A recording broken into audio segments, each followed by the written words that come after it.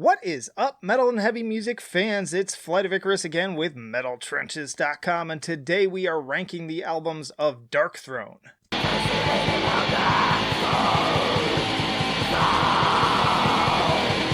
And hey, if you like to be kept up to date with the best and brightest metal bands and albums from the underground and above, then stick with me by hitting that subscribe button down below. Alright, so we're going to dive right in here, and because there's so many albums and I was kind of daunted just pulling up the discography, I called in a lifeline for this one. So I've got fellow writer Chris Dahlberg here with me, and he is a little bit more familiar with the Darkthrone discography overall than maybe I am. So what's up, Chris? I also, this is probably the biggest project you've ever given me to some extent because I hadn't listened to all of these albums either. I would say that I probably knew more than you did, but I mean, I'm at 9 pages of notes and I'm Oh, at Jesus. almost 3,000 words because I knew that this took 4 days last week to just, as I was working, just Yeah, kind of do it. And I wasn't going to remember everything. As much as I wanted to try, I wasn't going to remember everything. So, yeah, there's just no way. And again, like, even just, I was like, oh yeah, I should do a Darkthrone tier list since the new one's coming out, and then pulled up the discography, and I had forgotten just how many albums there were. So that said, we should probably jump into it, because there's a lot to cover, and I don't want this video to be, like, an hour plus. I'm gonna yep. shoot for, like, 30 minutes or so, so And let's I'll see I'll what just we do add the here. caveat real quick that just a reminder that this is our tier list. This is our opinion within the Yes, confines of the as band's always. discography. And if we give something a C or a D, that's in reference to the other albums. It doesn't mean it's a C or a D album. Always Yeah, important to remind people of that. exactly. If we don't want everything to be on one or two tiers, that would be pretty boring. That's boring for sure. So let's dive in with Soulside Journey in 1991. I have kind of like, I'm kind of lukewarm on this one, but I don't know what your thoughts were in terms of where you would rank it. It's better than I remember. This is Darkthrone's death metal album. It's how they started off. There was 4 people in the band at this point. It wasn't just the Fenriz and Nocturno Culto that we think of today. They recorded in Sunlight Studios, so it's got that buzzsaw tone similar to Oh Dismember yeah. and Tomb Grave. But, it's a little more atmospheric and melodic than what other bands Mm-hmm. were doing at the time. For me, I really liked it, and I thought that if they had continued along the same lines, they might have nailed it and had a classic. For me, it's like a B tier. It's got some really cool moments. I really like Neptune Towers and the closer Eon, but it feels like there's untapped potential because it's the first Okay. album. That's kind of my take on it. Okay. I can get down with that. That seems about fair. So then we've got 1992, A Blaze in the Northern Sky. For me, this one, it's such a classic. I feel like it has to be S tier, but I'm curious what your thinking on it was. Yep, this is immediate S tier for me. I revisited it, and kind of the first thing you noticed was that they're still a full band. They're still recording in a real studio at this point, so they haven't hit that like tin can kind of sound that they would become Yeah. known for later. And there's a lot of variety to it. I know when you think of Darkthrone these days, you think of one thing, they go for like one sound and then they nail that for the entire album. This has a lot of variety to it. Yeah. There's Yeah. like riffs that stand out, there's doom, there's black metal, there's still some death metal to it, and all around it's just I keep coming back to it. I kept like in the middle of the tier list when there were albums I wasn't a fan of, I'd be like, all right, let me cleanse with some Blaze. Yeah, it's a good palate cleanser in that way for sure. I love this album, and it's probably my personal favorite, but it kind of ties with another one. But let's go on to Under a Funeral Moon in 1993. Maybe controversial opinion of the like main trilogy, so to speak. This is one that I don't like as much as the two. I still feel like it deserves A tier, but it's not one I would put at S tier, and I know that a lot of people would disagree with me on that. So I'm curious, what is your thinking on this one? That's exactly what I would say as well. I Okay. actually figured that would be our controversial pick I because think it will be. I think that Blaze is my personal favorite too, but I didn't want to spoil too much yet. It's hard to rank this album and the one after it because they basically created so much black metal that we hear now. So I tried to view it through what stands out to me? And I'm like, it's consistent, it's just nuts all the way through, but it's kind of uniform from a song Yeah. approach, right? So that for me is an A. Like it's influential. I love listening to it front to back. I can't remember all the songs. Yeah, That's that's kind of where it stands. exactly how I feel about it, which I think is kind of by design. The funny thing is on the commentary track with Fenris for this album, as far as Fenris is concerned, this is their only black metal album. Like that's the way he put it is like this is the only straight black metal album where it's got the icy cold production as he puts it and just the orchestration, and I think that sort of like consistency and monotone almost throughout the entire thing is like part of what he considers to be sort of true Norwegian black metal. So, if we were talking it in that light, then Yeah, he super might one elevate it track, and more. it's meant to be that way. Yeah, yeah. Let's see. Transylvanian Hunger in 1994. I feel like this, of course, also has to be S tier. I don't know if you feel the same way. I put it at A. So Oh. I kind of find this.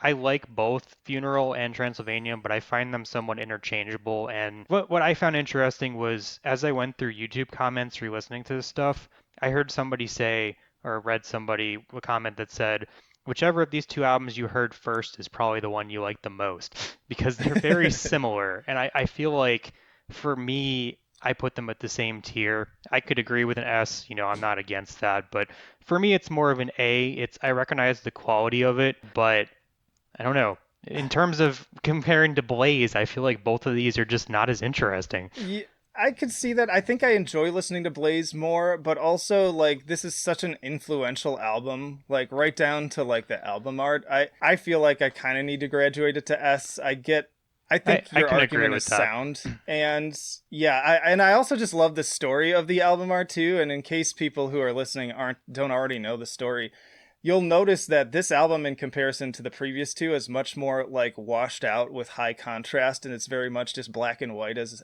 opposed to the other ones which are grayscale, and that's because they lost the original album art in the course of Fenris going and photocopying it to make like flyers and stuff.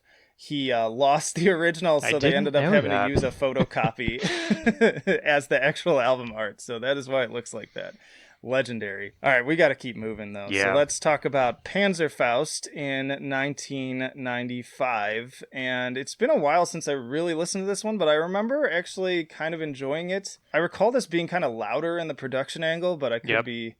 Yeah, yeah. So what are your thoughts on Panzerfaust? So this is one of those albums where it's really love or hate, and it's entirely dependent on whether you think the vocals are the stupidest thing you've ever heard, or because Nocturnal Cultive sounds, and I think I actually read that he was drunk for most of it, and he sounds straight up drunk for most of it. It's like drunken screaming, ranting, and I love it. But I know that it's one of those things that some people would hear it, and if you haven't worked your way into the band yet, you'd be like, this is garbage. What is this? Yeah, it's not a good starting album. And it's kind of like, I would even say, there are those memes with like the super loud portions that like blow your eardrums out. The production Yep. reminds me of that a lot of the time. It is But like super loud. I still think it's a B tier because from a writing perspective, it's super weird and it's just a continuation of them just doing whatever they want, trying to be as over the top as possible. And I'd say being completely wasted during your recording is a way of not caring whatever you do. Yeah. By the way, again, plug for the commentary tracks. I think you can find a lot of them on YouTube now, but the like special edition versions of these all have commentary, usually just by Fenris, but sometimes Nocturno is on there as well, and it is so entertaining and It's often very funny. fascinating. And I've they never talk heard about any other stuff like band that. do it in that way either. Yeah. No, it's great. I thought it was such a great idea. I have the like special edition fancy versions of like the core trilogy, and I love listening to the second disc with his commentary. It's just so interesting, but also like just hilarious at times. All right, let's go to Goatlord in 1996. And I actually also have all the Metal Archives rankings or percentages on here too, because I thought that would be interesting to kind of compare that with our thoughts. But what's your thinking on Goat Lord? I don't have It's like a strong opinion on this one. It's bad, but it's not bad for the reasons you think it's bad. So, for those who don't know, this was supposed to be the second Darkthrone album. This was their second death metal album. They scrapped it because they ended up doing A Blaze Under the Northern Sky. And so, Fenriz has been doing this more in recent years. He's just found random demos and he like polishes them up and puts them out. So he did this in the 90s, which was a new thing at the time, and put it out as a studio album. So it's basically no production. It's just them, however they recorded it for their rehearsals for, I guess, when they were originally going to do it. And then Fenriz did all of the vocals for it. It's no Nocturnal Culto on Oh my vocals. So god. if you're wondering why it sounds weird, and That's why. there's like falsettos that people confuse with like women's vocals, that's Fenriz. I think it sounds awful. I think he figured out how to do falsettos much later in their career, but it's a D tier for me in that the Yeah. instrumentation's cool, but the vocals kind of overshadow it, and then I just don't like it. Yeah. Yeah, I would agree with that. And Metal Archives seems to agree as well. That one had a 65% compared to all the previous albums had above 80 at this point. Let's go to Total Death in 1996. I recall having mixed feelings about this one as well. What was your this time around listening to it? How are you feeling about it? It's fine. It's boring. I mean, the thing is, you can see where things go from here because this is the first time that Fenriz and Nocturnal Culto are like a proper duo. They're kind of adapting the back and forth writing they would do. They're starting to do some doom and some black thrash, but my problem with it is that I can't think of like maybe Blackwind and Blasphemer are the two that stand out to me, but the majority of it's just uniform and kind of good. So I said C or D tier. I could argue for D in the confines of their discography because there's other stuff that I think is a little better that deserves a C. It's just Okay. kind of it's fine That makes sense. I'll put it at the front end of D tier. And if we want to move it later, we can. But because I that don't think brings you can get us. worse than Goatlord. So Well, there is one actually on here that Metal Archives ranked lower than that one, so it'll be interesting when we get there. Ravishing Grimness in 1999. I kind of like this album. I remember when I was listening to it for the first time being like not very enthused by most of the like discography outside of the core trilogy, but I got to this one and I was kind of like, "Oh, yeah, this is kind of neat. It's a little bit different too." So, your thoughts on Ravishing Grimness? I don't remember it being this good. I listened to it again and Yeah, I was like, wait, it's got like a rock rhythm to it. There's elements of it that remind me of what Tokay is doing now. Like it's got kind yeah, of that's a those good point. leads and that rock and roll kind of bit to it. And I'm Yeah, like, wait, this came out in 99 and they were doing this? Like I don't I guess at the time it was kind of because it was going a little bit more punk and a little bit rock and roll, that's why everybody rebelled against it, but it's like a B tier for me. It's yeah. way more I fun than think I that's a good one. remembered it. Yeah, I agree, and that you nailed it with Tokay. I hadn't even thought about that, but and in a way, it kind of doesn't. Isn't Tokay's first album like around 99? I'm trying to remember, Yeah, I or think he maybe he's started earlier around than this. that. I think he did, but I don't think he started incorporating what he's doing now until like the mid 2000s, right? It took a Yeah, little bit. until like dang it, I'm blanking on the album name. We don't have time for that though. We got to keep going. We can't go on an aside. All right, let's go to Plaguewielder in 2001. So it's basically Ravishing Grimness Part 2, and so then I just got bored again. Funny story on this one, they actually got crap for being in color. The cover was On the had cover. Oh, that's color, funny. I and did notice it people when I was putting them all on here. I was like, oh yeah, this one has a people little people gave splash of them red. crap for it, but I would say similar to Total Death, there's just it's good all the way through, but there's nothing I remember afterwards. So it's like another C or D tier for me in that it's okay. I'm gonna put it down in D for now. I'll save some space. We still got a lot of other albums to talk I about. know. This was the one that was ranked the lowest on Metal Archives at 60% compared to Goatlord's 65%. So And that confuses yeah, me because this at least has somewhat of a production value and doesn't yeah. just feel like cutting room floor all the way through. Yeah, I didn't look through all the reviews to see what the justification was there, but I would be interested to go back and look at that. But let's go to 2003 with Hate Them.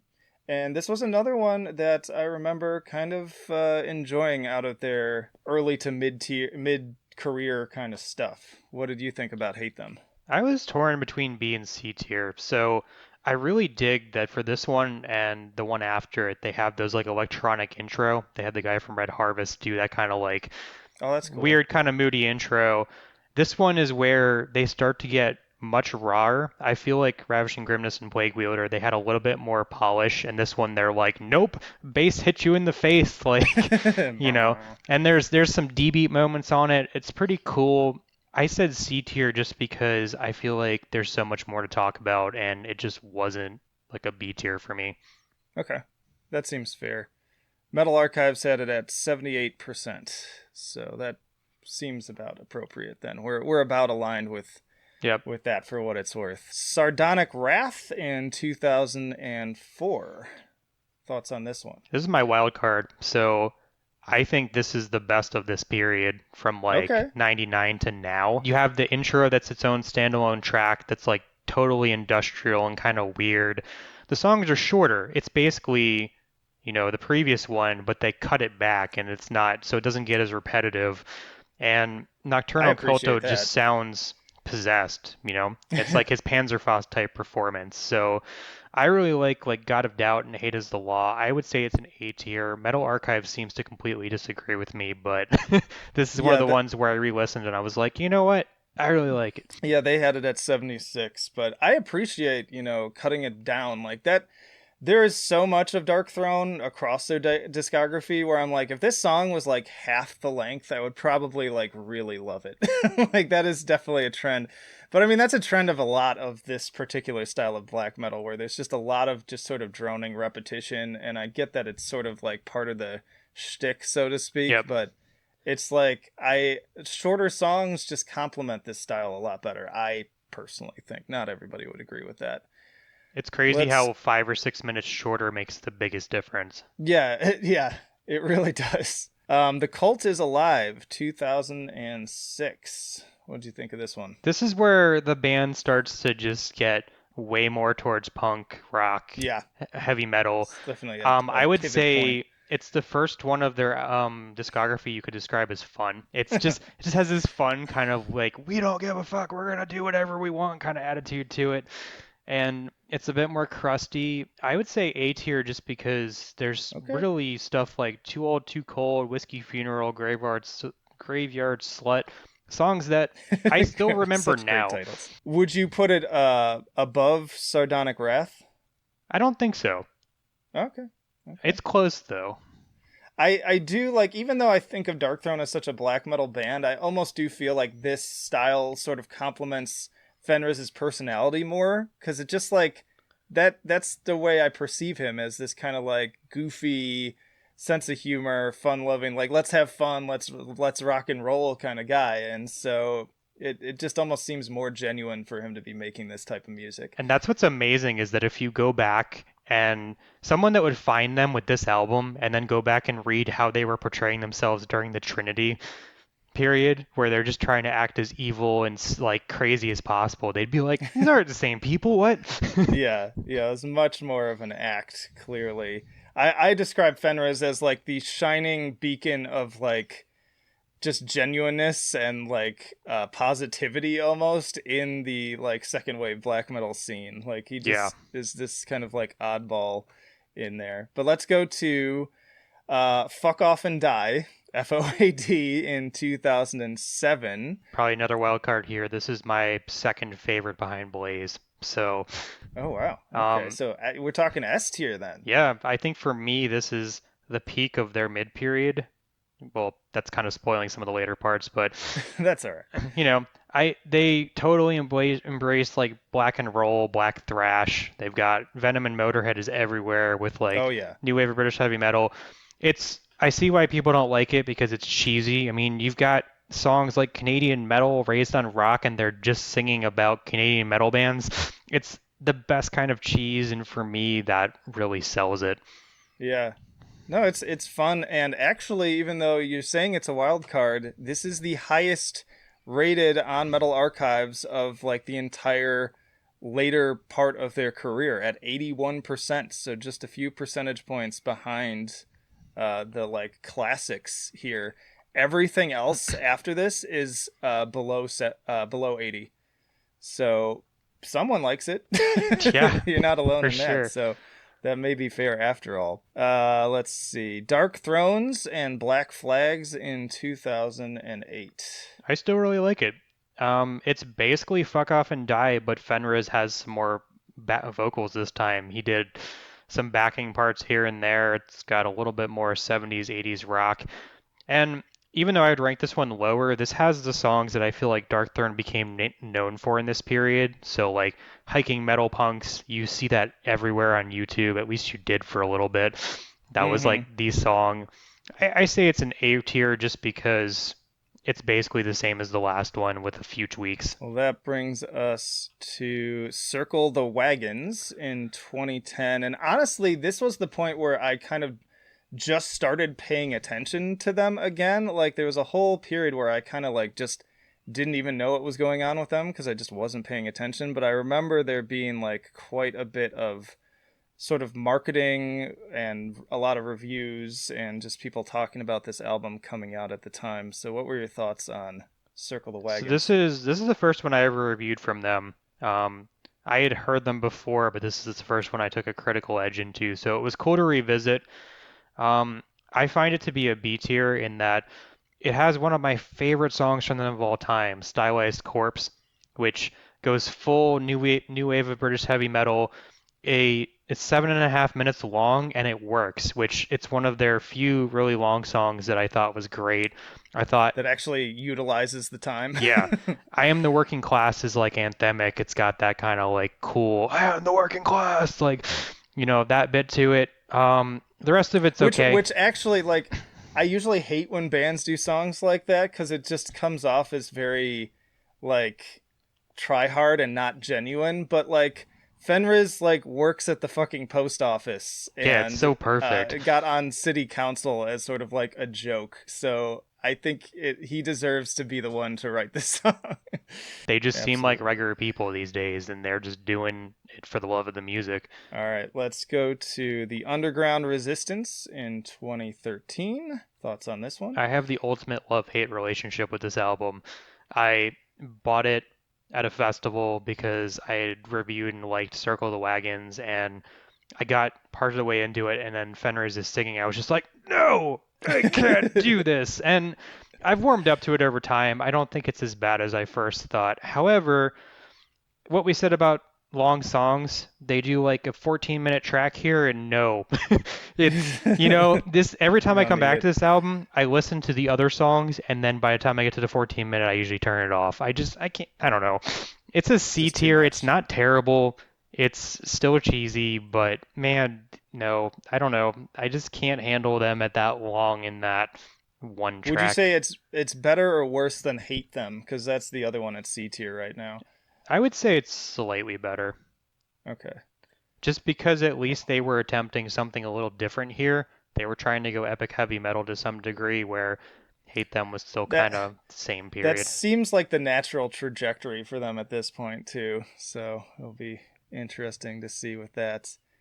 Then we've got Arctic Thunder in 2016. What do you think of Arctic Thunder? Another just okay. It's a C tier. It's um, I kind of drop off of it. The first three songs are awesome, and then as I get further in, I remember less of it. It feels like after writing a 13-minute song, they went more stripped down and kind of basic. And I guess because people were so hit or miss on Fenriz, he just stopped singing for the most part after this. It was It's like, just like, we're people aren't done. digging this. Yeah, I do like that title though. Some Arctic Thunder. It just feels perfect. And I the don't know. cover art, like them just camping out in Norway somewhere. Yep. Another one of the few with a splash of color too. So there you go. Old Star 2019. It's pretty good, actually. I mean, they're starting to go Doom, which I remember they were making a big deal out of that when this came out. They were talking about Candlemass a lot, and my first concern was, well, you don't do long songs that well, so I'm a little bit nervous. But, I think it worked here. I really appreciate how cheesy parts of it are. Like, the key is inside the wall has Fenris doing this disembodied voice, you create your own destiny. And it's like a, like an 80s He-Man type thing. Oh, that's great. Yeah, It's cool. It's like a B fit tier, I'd say. fitting for him. B tier. Okay. And that, believe it or not, man, we stayed on pace here. We are up to date 2021 Eternal Hails. I quite enjoyed this album, like a lot more than honestly I thought I would too. And I thought it would be interesting again with me reviewing this with almost no context of having not really listened to a lot of those mid-career albums, at least not in a long time, and you having just listened to them. Yep. So my take was that I was having fun with it. I really was. I think it has a great retro sound. I love the production. It doesn't feel like overly, like some bands like try to get that like classic vibe, but it still doesn't feel right. It doesn't feel genuine. Like this honestly feels like it was recorded like around the same time as like Black Sabbath records and stuff That's like that. exactly what I thought of the production.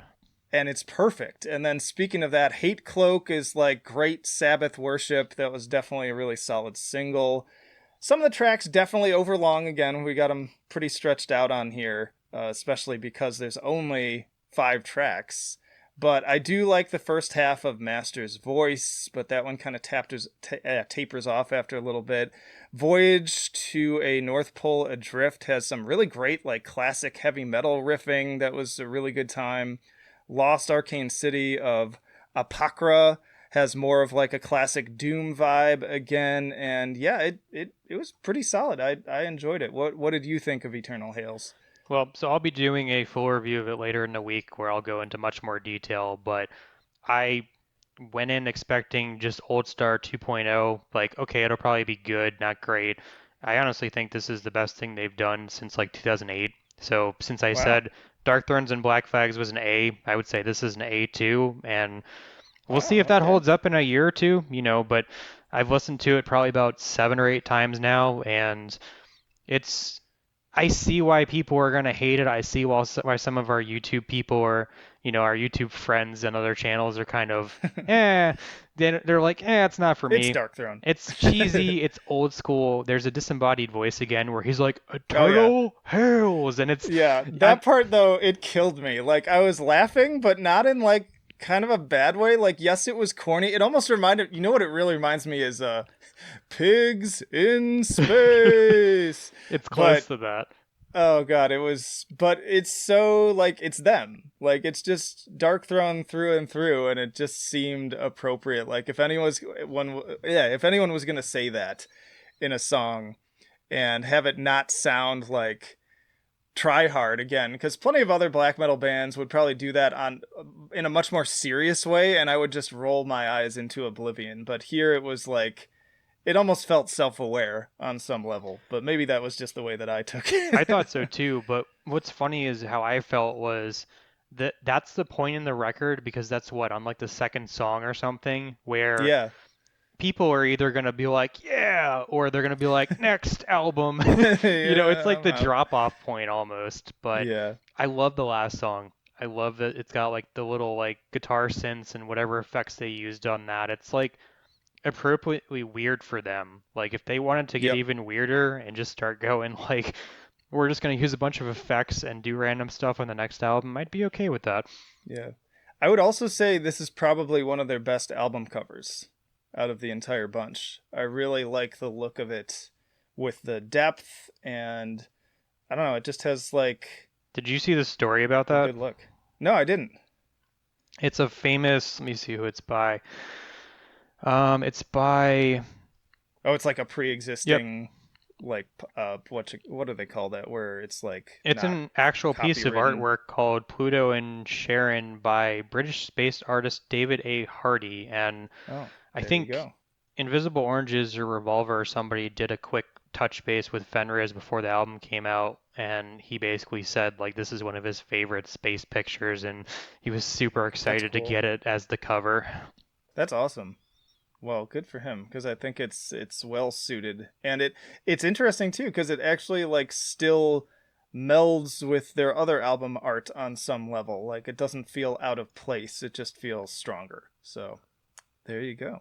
I if I were grading this one as I was thinking about as listening it, like if I was just giving it a flat a score, I would say that this is like a B album, but I can see how within the context of the full discography how it would actually fit in the the higher echelon, so to Yeah, speak. and I'm not going to spoil my actual review score because Yeah, I can tell you that the review score will probably be slightly different from the tier list just because yeah, it's that's how their it is albums sometimes. compared to each other versus the album compared to everything else we've heard this year, and Everything. that puts it a little bit different. Yeah, absolutely. Well, I'll be interested to see that. And yeah, if y'all haven't been reading Chris's written reviews on metaltrenches.com, you should definitely go and do that because he's putting up, I'm putting up about 4 videos a week now. He's putting out, I don't know how many written reviews at this point a week. It's a lot, probably closer to like 10, I would say. On a good week, Maybe. it's probably if things get too busy, it's probably about the same, but I'm Yeah. old school. I like reading stuff, I like writing stuff, so Yeah. And people still like that too. I appreciate that we got everything going here, right? We got the video, we got the written. Yep. It's a good mix of stuff. Yeah, and we get to cover more stuff that way too, because you end up reviewing a lot of different stuff that otherwise, I wouldn't end up covering. And so if you're looking for more, there's plenty on there. But now, as always, that is our Darkthrone rankings. Let us know down in the comments, how would you rank them? Where would you be different? Where you may be the same? If you have some justification for an album that you would rank much higher or much lower, then please do, talk about that, and we'll chat with you in the comments. It's kind of fun to have those discussions.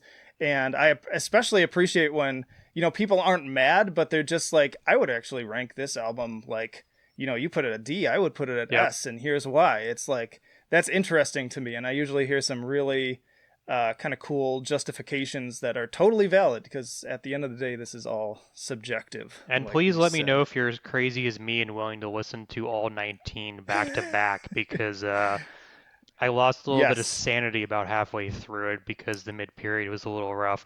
Oh man. Yeah, much appreciation to Chris for biting the bullet and listening to all of these because to be frank, I just wasn't gonna do it. I just wasn't gonna do it, and I had all these other videos lined up that I was kind of editing and working on too. We So, do it for uh, our adoring fans, but yeah, it was fun in yeah. parts of it. And I thought it'd be fun for us to talk and do this too, because like we've both been so busy. We usually do our like mid-year podcast on our favorite albums, and maybe we'll still do that. I don't know. I haven't done any podcast. Neither of us have done any podcast episodes in a little while because I think we've just like had too much other stuff to do. So I know life got in the way. I haven't done an yeah, interview since February because I just yeah, stuck to written reviews because schedule has been too busy to just pull stuff together. But yeah. Same. But I'm glad we were able to do this at least. But yeah. That will do it for this one, but stick around, don't go anywhere, because I've got a whole playlist of these tier lists. I think we're inching up on having like 100 ranking videos at this point, which is pretty neat. Maybe I should do something special for the 100th one. I don't know. But yeah, rank check the those tier out. list. And then, yeah, yeah, rank. Dude, that's an amazing idea. Tier list, my tier lists. I should do that live though. That would be a good live stream I one and think get that would be input from people perfect. who have watched them. Yeah, that's a great idea. But then also, of course, full album reviews for new releases, interviews with bands on the podcast, you name it, we've got it. So plenty of reasons to subscribe if you have not already. You can also chat with me, Chris, and a bunch of other YouTube creators on the Discord. It keeps kind of growing every day. We got a good little community going there, and then support on Patreon too. But that'll do it for now. Flight of Icarus and Chris signing off. Signing off. We will see you in the trenches.